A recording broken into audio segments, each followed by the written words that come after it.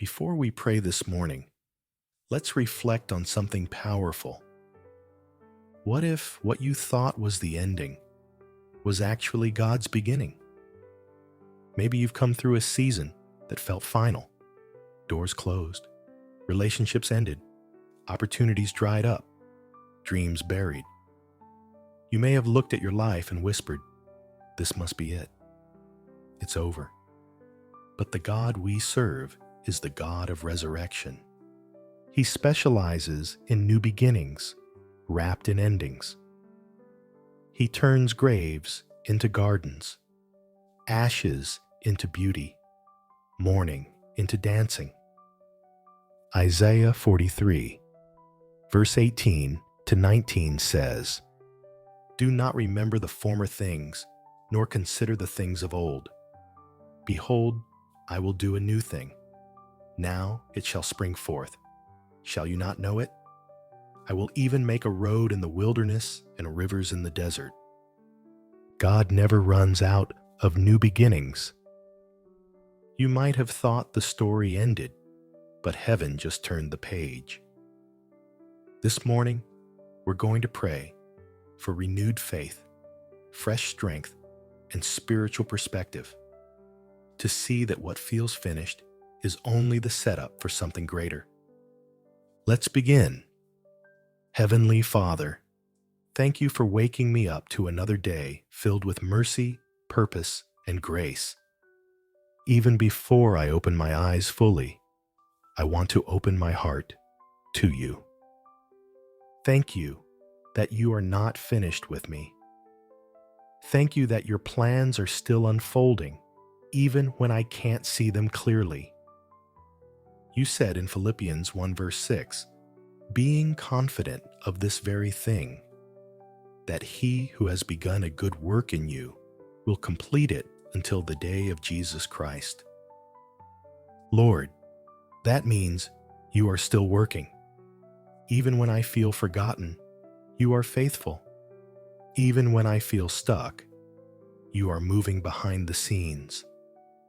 Even when I feel like I've come to the end, you're just getting started. So this morning, I choose hope over despair. I choose trust over doubt. I choose to believe that you're writing a story far greater than the one I can see right now. Father, thank you for being the God of new beginnings. You spoke light into darkness, life into dust, and hope into hopelessness. You are the same God who raised Lazarus from the tomb, parted the Red Sea, restored Job's fortunes, and redeemed Peter after failure. You are the same God who still breathes life into what looks dead. And right now, Lord, I need that breath again. Breathe on the parts of my life that feel dry and lifeless. Breathe on my faith until it stirs again. Breathe on my dreams until they awaken. Breathe on my heart until it beats again with passion and purpose. You said in Ezekiel 37 verse 5, "Thus says the Lord God to these bones, surely I will cause breath to enter into you, and you shall live." So breathe on me, Lord. Resurrect what I buried in disappointment. Revive what I've given up on. Restore what was broken beyond my understanding. Father, I repent for the times I gave up too soon. When I saw delay and assumed it was denial. When I experienced loss and assumed you had left. When I faced silence and assumed you were done speaking. Forgive me for doubting your timing. Forgive me for measuring your presence by how I feel. Forgive me for walking away from what you were still working on. You said in Romans 8 verse 28, "And we know that all things work together for good to those who love God, to those who are the called according to his purpose." even the things I don't understand. You're weaving them together for good. Even the things that broke me, you're using them to build me. Even the things that ended, you're transforming them into new beginnings. Lord, I thank you that what ended was never the end of your plan. You closed certain doors not to harm me, but to redirect me. You allowed certain endings to make room for divine beginnings. You removed what I clung to so I could reach for what truly matters. You said in John 15, verse 2, "Every branch in me that does not bear fruit, he takes away, and every branch that bears fruit, he prunes, that it may bear more fruit." So even the pruning is purpose. Even the losses are love in disguise. Even the silence is strategy. You are still the author of my story, and you don't write unfinished endings. Father, I bring you what feels over. The opportunities that slipped through my fingers, the relationships that ended painfully, the dreams I buried because they seemed impossible, the prayers that haven't been answered yet. I bring them all before you, Lord, because you are the God who resurrects, restores, and redefines. Where I see endings, you see beginnings. Where I see ruins, you see rebuilding. Where I see ashes, you see beauty waiting to rise. You said in Isaiah 61 verse 3, to give them beauty for ashes, the oil of joy for mourning, the garment of praise for the spirit of heaviness. So I praise you in advance for what you're about to do. I may not see it yet, but I will trust you in the in-between. Holy Spirit, help me see this season correctly. Help me not to call final what you call formation. Help me not to label something dead when you're still working in the soil. Help me not to rush the process or resent the pruning. Remind me that every ending in you is a beginning in disguise. Remind me that delay is often your protection. Remind me that hidden seasons prepare me for public purpose. Your word says in Ecclesiastes 3 verse 11, He has made everything beautiful in its time. So I surrender my timeline to your hands. If you're taking longer than I expected, it must be because you're building something greater than I imagined. Father, thank you that my life is never without purpose. Even in seasons of stillness, you are working. Even in seasons of pain, you are producing growth. Even in seasons of loss, you are positioning me for what's next. You said in Jeremiah 29 verse 11, For I know the thoughts that I think toward you, says the Lord, thoughts of peace and not of evil, to give you a future and a hope. So even when I can't see the full picture, I know you're painting it with peace and hope. Even when my path feels uncertain, I know your plans are steady. Even when I don't understand, I know your heart is good. Lord, renew my hope today. Let faith rise where fear once lived. Let expectation replace exhaustion. Let hope take root again in places where I stopped believing.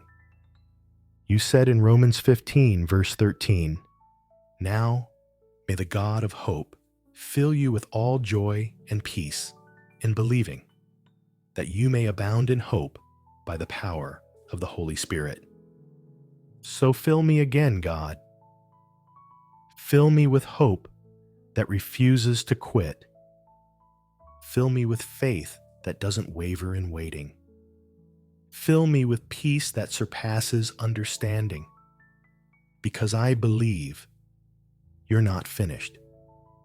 Father, I thank you for divine reversals, for the way you turn things around suddenly, for how you restore what seemed lost, for how you breathe on what everyone else counted out.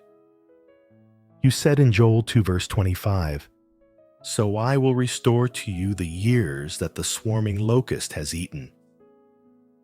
That means nothing I've lost is beyond redemption.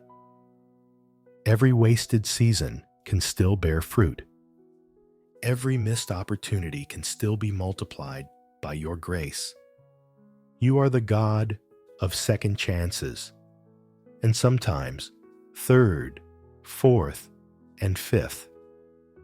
You don't discard broken people. You rebuild them into testimonies. Lord, give me new eyes to see where you're beginning again. Show me where you've planted seeds I haven't noticed yet. Show me where new opportunities are quietly growing.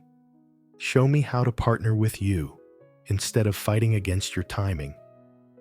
If I'm still in the waiting room, help me worship while I wait. If I'm still in transition, help me trust while I walk.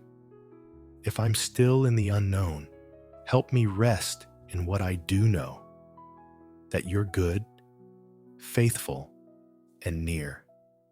Father, thank you that endings don't scare you.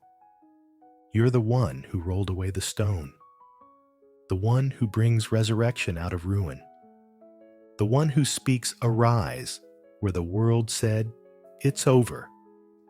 You said in John 11 verse 25, I am the resurrection and the life. He who believes in me, though he may die, he shall live. So I declare that every area of my life that looks dead shall live again. Every dream that's been dormant shall rise again. Every part of me that grew numb in disappointment shall feel again, because you are the resurrection, and you live in me. Lord, I thank you for the new beginning that's already unfolding. Even if I don't see it yet, I know it's happening. You're already aligning the right people, opening the right doors, softening the right hearts, and preparing the right opportunities. You are the God of divine setup.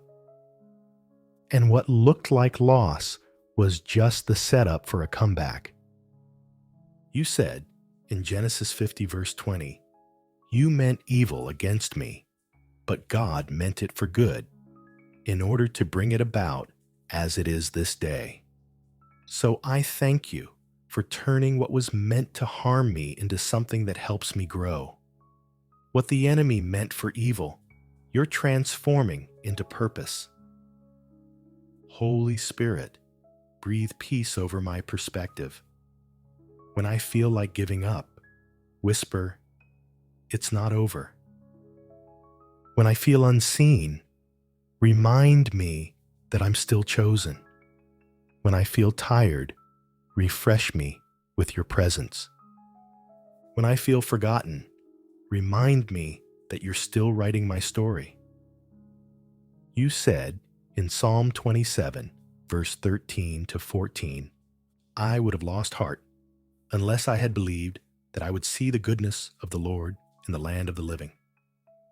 Wait on the Lord, be of good courage, and he shall strengthen your heart. So I choose courage. I choose to believe again. I choose to wait, not with anxiety, but with assurance, because what you start, you finish. Father, I thank you for the power of your timing. You are never late. You're always strategic. You don't miss moments. You create them. You don't rush. You redeem. So, I trust your timing, even when it tests me. I trust your pace, even when it's slower than mine. I trust your detours because they're leading me somewhere divine. Your word says in Habakkuk 2 verse 3, "For the vision is yet for an appointed time. Though it tarries, wait for it, because it will surely come, it will not tarry." So I wait, Lord, with faith, not frustration, because appointed time means perfect time. Lord, I thank you that I am not ending. I'm evolving. You are transforming me in ways I can't always see. You're pruning, shaping, refining, and growing me. You're strengthening my spirit to carry the next season, and I will not despise the process that prepares me for purpose, because process is proof that you're present. Every delay is development. Every detour is divine direction. Every disappointment is a doorway to something better. So I won't fear what's changing. I'll thank you for what's coming. Father, I thank you that the best is not behind me. It's before me. You said in Haggai chapter 2 verse 9, "The glory of this latter temple shall be greater than the former." So I declare that the latter days of my life will be greater than the former. My best days are not memories. They are prophecies waiting to manifest. My future is not fading. It's forming. I let go of nostalgia that keeps me stuck in what was, and I embrace expectation for what's next. Lord, I place this day in your hands. If you've allowed certain things to end, I'll trust you to begin again. If you've closed certain doors, I'll thank you for the redirection. If you've said, "Wait," I'll learn to rest in the waiting. You are too wise to make mistakes, too loving to forget, too powerful to fail. So this morning, I surrender all that's behind me and step into all that's ahead with peace, hope, and gratitude, because it's not over. It was never over. It's only just beginning. In Jesus' mighty name, amen.